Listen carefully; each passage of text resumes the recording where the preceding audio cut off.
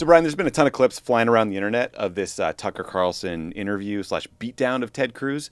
But I think this one is maybe the craziest one I've seen. Today's episode of Liberal Tears is sponsored by Acorns. It's interesting you're trying to derail my questions by calling me an anti-Semite, which you are. I did not. Of course you are. And rather than be honorable enough to say it right to my face, you are in a sleazy, feline way implying it, or just asking questions about the Jews. Isn't Israel controlling our foreign policy? That's not about the Jews? You said, I'm asking you... And by the way, you're the one that just called me, I think, a sleazy feline. So let's be clear. It's sleazy to imply that I'm an anti-Semite, which you just did. No, I just said, why is that the only question you're asking? You answer it. Give me another reason. If you're not an anti-Semite, give me another reason why the obsession is Israel. Seems like a good time. I don't think I've ever heard someone call someone else a sleazy feline. I guess it's just saying... hey, you're a pussy. I think so, yeah. I think this is a weird right-wing way of saying that you're a pussy. What's funny, I haven't watched that whole interview yet. I've watched like an hour and 20 minutes. What's amazing is it gets contentious like right at the beginning, and then they go for an hour and a half. Yeah. It's remarkable. Anyway, that interview, it's fun to watch. It's also a great example of this war going on within the MAGA movement over whether Trump should take us to war with Iran. Politico had a report this morning where they tried to throw cold water on the idea that there is a split within the MAGA movement. Right. Clearly, how could there be a split in the MAGA movement? You've got Tucker Carlson calling Ted Cruz a sleazy feline in front of the entire country. But other than that, millions of people. They interview like Steve Bannon, who again, Bannon's smart enough not to attack Trump and not to give fuel to the fire. Right. But if you listen to the podcast and the people that help get Trump elected, people like Tucker Carlson, there's huge concern. A once pro-Trump comedian named Dave Smith said Trump should be impeached and removed over Iran. And here's a clip of Democratic Congressman Ro Khanna on Theo Von's show. Do you know anyone, Theo, in your life who's like, yeah, we should go out and go to war with Iran? Like any of the folks you talk to? Nobody. Even like hardhead, like even guys who like former Navy SEAL, no, none of them. Nobody is saying yes. That seems like a pretty big deal to me. It is, and I think this is all predicated on this idea that Trump came into office promising that he was going to be this peace candidate. I mean, he said it over and over and over again. Right. He went into the Arab American communities, and they came and put their reputations on the line by saying the exact same thing, that we're voting for him because he promises not to be a continuation of the status quo, this uniparty, neocon, neo-lib status quo where we're constantly in war in the Middle East, and that, lo and behold, not even 6 months into his presidency, he's saber-rattling about war with the biggest player in the Middle East. Yeah, and look, obviously he could decide not to strike, but and maybe get these people back. But his whole shtick was all these wars never would have happened if I was in charge. Right. October 7th never would have happened. The Ukraine war never would have happened. Now this war is happening on his watch. Seems like a pretty big undercutting of that message. Totally. So on Thursday, Brian, the White House announced that Trump is going to take 2 weeks to make a decision about whether or not to bomb Iran.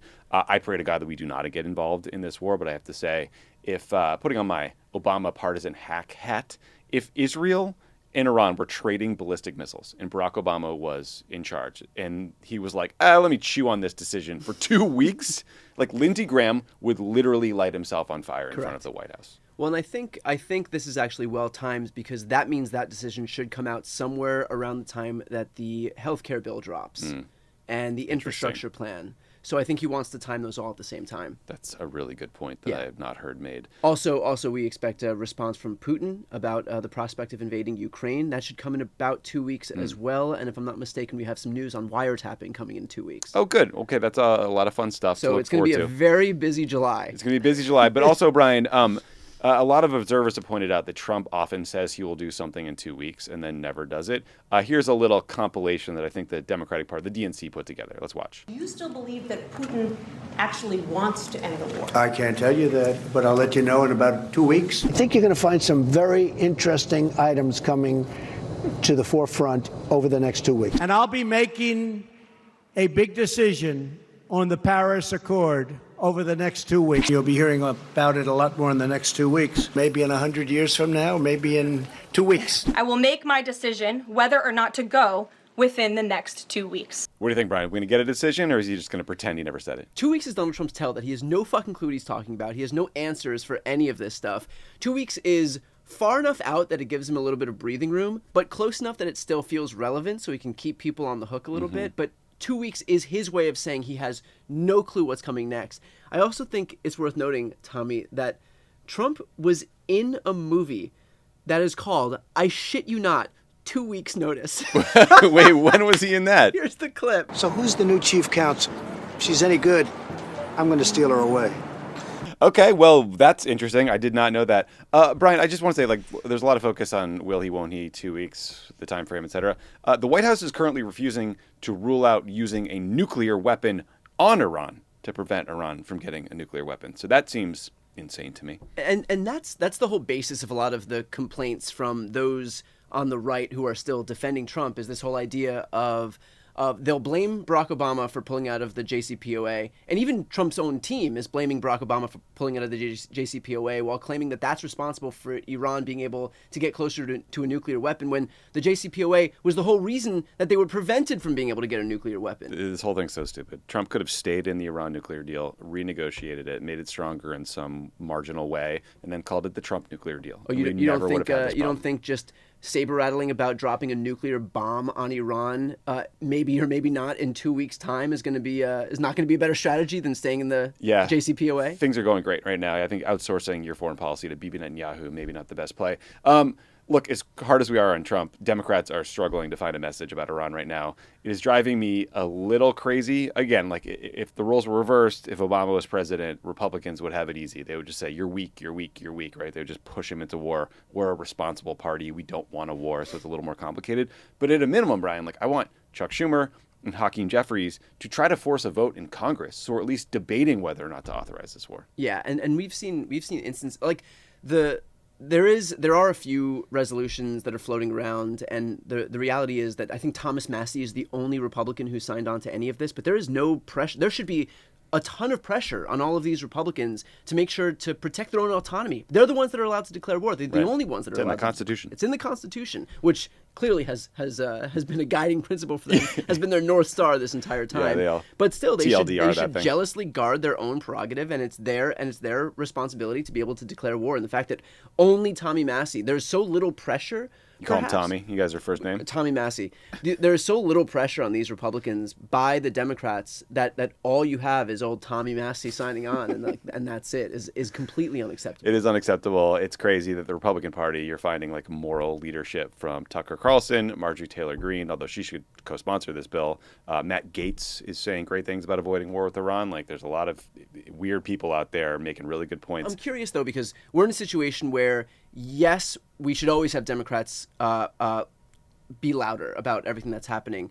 Is this the kind of scenario there where you just kind of take a back seat and allow the warring factions within the GOP to just battle it out in public and kind of not interrupt your enemy while they're making a mistake? I think we want to shape public opinion, and I think making loud arguments about why a war is a bad idea is a good way to do that. I also think, for the Theo Vons of the world, I want them to see in this moment an alternative to Donald Trump that is anti-war, and it is what they thought they were getting. That isn't coming from Tucker Carlson, for example? Right, for example. But, Brian, maybe you shouldn't listen to me, because I apparently am a big idiot.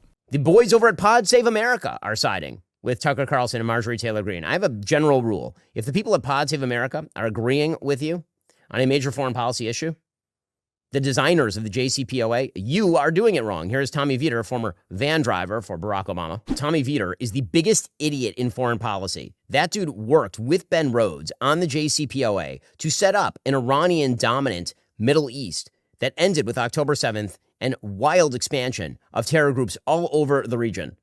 That guy. First of all, there is no shame in driving Barack Obama around in a van. That was a good time. Did you know that laptop he's holding is only 4 inches wide? And the microphone's 2 inches high? He's so annoying. Somebody seems to have gotten under your skin, Tommy Vietor. Vietor? What a little goofball. Anyway, Ben, I love you back. Today's episode of Liberal Tears is sponsored by Acorns. Did you know that nearly half of people aged 55 to 65 have nothing set aside for retirement? You can avoid this and make things way easier on yourself if you start planning for your golden years now. Acorns is a financial wellness app that makes it easy to start investing for your retirement because the sooner you start, the more of a chance your money has to grow. You don't need to be an expert. Acorns recommends a diversified IRA portfolio that can help you weather all of the market's ups and downs. You don't need to be rich. Acorns lets you get started with the money you've got right now. You'd be surprised at what just $5 a day can do. Plus, sign up for Acorns Gold and you'll get a 3% IRA match on new contributions in your first year. That's extra money for your retirement on Acorns. Look, a lot of us put off saving for retirement. I certainly did well into my 30s. But you can catch up. You can do it. If you just are disciplined about it, you put, say, $5 a week away into the markets, whatever you can do, but you're consistent and you're diligent about it, you will save far more money than you can imagine.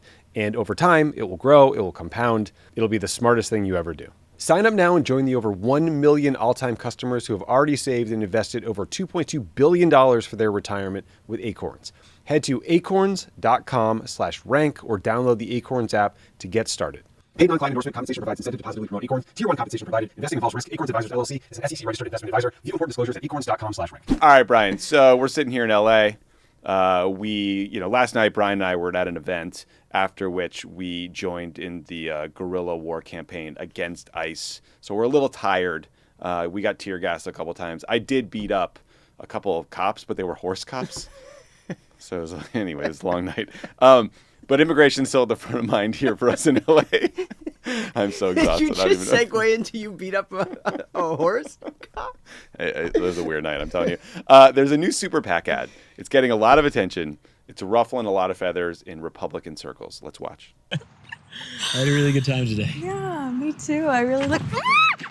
What are you doing? She's coming with us. What are you talking about? Who are you? I'm your Republican congressman. Now that we're in charge, we're rounding up illegals. She was born here. She's a citizen. I don't care. She looks like one of them. But don't worry. When she's in prison in El Salvador, she'll have lots of company. What do you think, Brian? Gives strong Tommy Vietor energy. Good ad, bad ad? Well, I think it would, in another world, I would say that it's over the top. But in this one, we're seeing this stuff play out. Yeah, and it's so literally happening. It's literally happening, where I think there was a story today about ICE mistakenly arresting and jailing a man with legal status twice in the same day. Same guy? Same guy, legal status, arrested by ICE, and this is just a testament to the fact that these people are so haphazard with their enforcement that this is that an ad like this obviously is going to have more potency than it would at any other time. Yeah, and I think the White House got mad about it. They responded to it, so it helped it get more attention. It's an ad from a PAC called the Progress Action Fund. They say it's particularly effective with young men. We'll see, but I'm glad everyone's talking about this, and that's insane. Like Kilmore Abrego Garcia, basically this is what happened to him. He was wrongly sent to El Salvador to rot in this prison. Some bad news on the immigration front, Brian. Federal appeals court ruled that Trump can keep the California National Guard in the streets of L.A. So you and I are going to have to do some more battles. More battles. It's really bad news because the reality is that this allows Donald Trump to be able to continue, at least until this is appealed to either they'll seek en banc review and they'll get the entire, I believe it's the Ninth Circuit. En banc. Oh, I do way too many legal series. I think this is the Ninth Circuit. Is that correct? Yeah, it was a panel of three judges from the Ninth Circuit unanimously ruled in favor. It was of two Trump judges, one Biden judge, but it was still a unanimous ruling. But there are more Democrats. I think there are 16 Democrats on the Ninth Circuit and 13 Republicans. So if they do seek en banc review, then we do have a better chance of getting this thing overturned so that they can agree with the trial court, which is Judge Breyer, who did issue that temporary restraining order. But it's bad news in general because this now allows Donald Trump to be able to continue federalizing these troops. And I don't think that LA is the end result here. I think this is the test case for him to be able to deploy this strategy to other states and other cities across the country. And think about what he'll be able to do if he has enforcers, if he has his own private police force in states across the country. When election time rolls around, remember back in 2020 when he tried to say that there was fraud in Milwaukee and Detroit and Philadelphia, and even Bill Barr came out and was like, that's bullshit. Yep.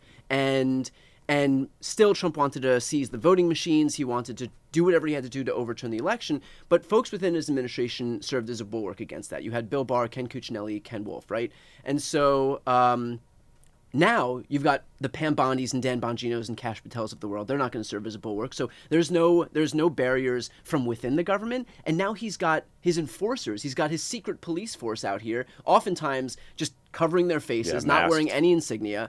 And those people are going to be able to effectuate his orders on the outside. So if he's able to get these people into the states under this pretense that he's protecting the cops from these riots, which by the way he himself is inciting, then think about what he's able to do once he has those folks in the cities, in the states already. Yeah, I mean, we could imagine him deputizing ICE to do election integrity work or some crazy madness. And if you put all of those cities at risk, let's say we have to seize the voting machines now in Milwaukee. How did Democrats win Wisconsin without Milwaukee? Yeah. We have to seize the voting machines in Detroit. How do you win Michigan without Detroit? How do you win Pennsylvania without Philadelphia? How do you win Georgia without Atlanta? And so this is an area of focus that I'm paying particularly close attention to, because if he's able to keep these troops federalized and keep them in the states, keep them in these cities for longer than whatever time is allotted. And it's not like Donald Trump is some I only have like a 60-day period. I'm going to adhere closely to the law. Like once he's able to get them in, that's where I'm worried. Yeah, how do you get them out?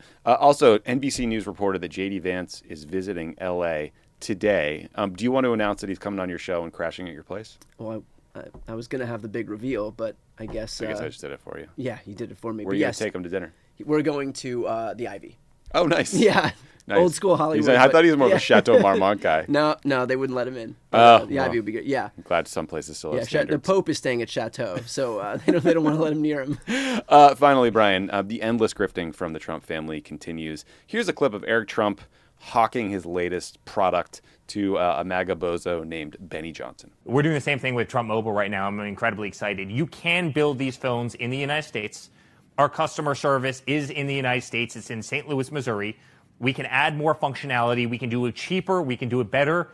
And eventually all the phones can be built in the United States of America. We have to bring manufacturing back here. And so our ethos is, build for Americans, by Americans, do it cheaper, do it better.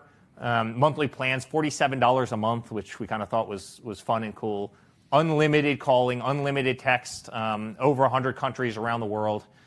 Phone bills. Fun and cool. Fun and cool. Here's the thing. I seem to remember, I'm old enough to remember when Republicans lost their fucking skulls over the prospect of Hunter Biden selling a piece of artwork because they viewed that as self-dealing for the person in the White House. It was a nice painting, too. And now you've got the same guy who right now is using his own FCC to hamstring other telecom companies and at the same time introducing his own cell phone plan?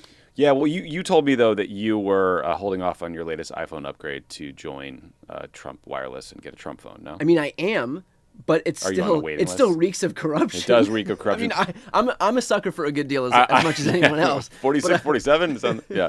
By the way, these guys are not building a mobile phone network. They are leasing unused capacity from existing carriers. So you get to pay the Trump family a little bit of a markup for shittier cell phone service that you could get directly. So congrats to everybody.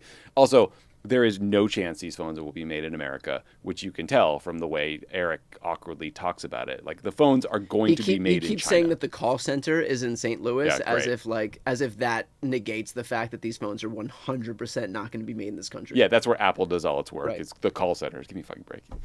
Anyway, these are the worst grifters in the world, and it drives me insane that no one seems to care. Sounds like somebody who hasn't eaten a Trump steak lately. Yeah, I'm going to have some Trump wine to wash it all down. All right, Brian, I think that's all we got today. It is, and one reminder for everybody who's watching right now, it is very important as more and more people continue to come to YouTube, continue to come to these digital outlets to get their news, make sure to subscribe to Pod Save America's YouTube channel to make sure that when people sign on, come onto these platforms, to make sure that they can watch the news, that they're not getting filtered to right-wing channels. Very important to make sure to subscribe, click the videos so they get into your algorithm, and this way more people will be able to watch. Subscribe to Brian's channel too.